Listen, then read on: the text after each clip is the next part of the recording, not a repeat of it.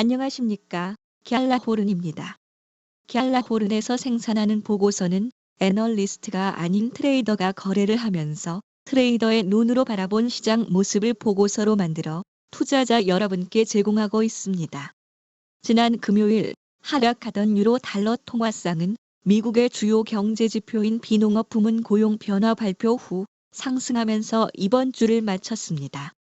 유로 달러 통화상은 일간 차트에서 볼린저 밴드 하단을 하향 돌파하는 모습을 보이며 유로 달러의 약세를 강화하는 듯 보였으나 유로화는 이른바 논판 발표 이후 반등의 긴 꼬리를 남기며 상승하는 모습을 보였습니다. 다음 주 유로화는 뚜렷한 추세를 보이는 대신 볼린저 밴드 안에서 움직일 가능성이 높아졌습니다. 4시간 차트에서 20일 이동 평균선 바로 미친 1.1566에서 한 주를 마친 유로는 20일 이동선 돌파를 시도할 것으로 보이며 내친 김에 120일 지수 이동 평균선인 1.1604도 두드려 볼 것으로 갤라호른은 전망합니다. 이 지점은 지난 목요일 고점 부근입니다. 하지만 4시간 차트에서 120일 지수 이동 평균선 돌파 시도는 있더라도 단번에 돌파하고 상승세를 이어가긴 어려울 것으로 보입니다.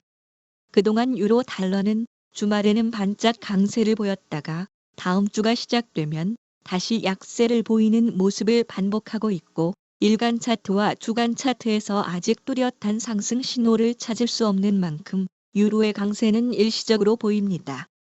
그런데 한국 시간으로 금요일 밤 달러화 가치가 시장 예상치를 웃돈 고용지표에도 유로에 대해 약세를 보였습니다. 미국 국채 수익률이 급락했기 때문으로 풀이되고 있습니다. 또 연방준비제도 연준의 통화정책 정상화는 여전히 부진한 경제활동 참가율 때문에 상당 기간 늦춰질 것으로 시장에서는 보고 있는 것으로 알려지고 있습니다. 금요일에 발표된 비농업 부문 고용 변화는 시장 예상치인 45만 5천 명 증가를 넘어선 53만 1천 명 증가를 보였습니다. 지난 10월에 발표된 값은 31만 2천 명 증가였습니다. 실업률은 4.6%를 기록해 시장 예상치인 4.7%를 하회했습니다. 그동안은 예상보다 양호한 경제지표는 유로 달러 통화상의 호재로 작용해왔습니다. 투자자들 사이에 이른바 위험 선호 심리가 퍼져서 위험 자산인 유로화를 사들이기 때문입니다. 하지만 최근에는 인플레이션과 테이퍼링, 금리 인상 문제로 미국 경제의 회복은 유로 대신 달러를 견인하고 있습니다. 비농업 부문 고용지표와 실업률 수치가 개선되면 인플레이션을 주시하고 있는 연준이 통화긴축 일정표를 앞당길 것이란 예상의 달러 강세를 예상해 볼 수 있습니다. 고용 사정이 2달 연속 회복세를 보였지만 이번 주 금요일 달러는 유로에 대해 강세를 보이지 못하고 오히려 유로화가 상승했습니다. 이에 대해 시장은 신규 고용 증가보다 부진한 경제활동 참가율에 주목한 것으로 풀이되고 있습니다. 미국채 수익률도 경제활동 참가율이 60% 초반대에 고착하면서 지지부진한 상황에 주목하면서 되레 큰 폭으로 하락해 달러 하락을 이끌었습니다. 미국채 10년물 수익률은 전날 종가 대비 8bp 이상 하락한 1.44%까지 밀렸습니다. 하지만 시장에서는 여전히 달러 강세 견해가 우세합니다. BMO 캐피털 마켓의 선임 이코노미스트인 살 과티에리는 경제활동 참가율 부진이 마무리되면 예상보다 빠른 연준의 행동을 촉발할 것이라고 내다봤습니다.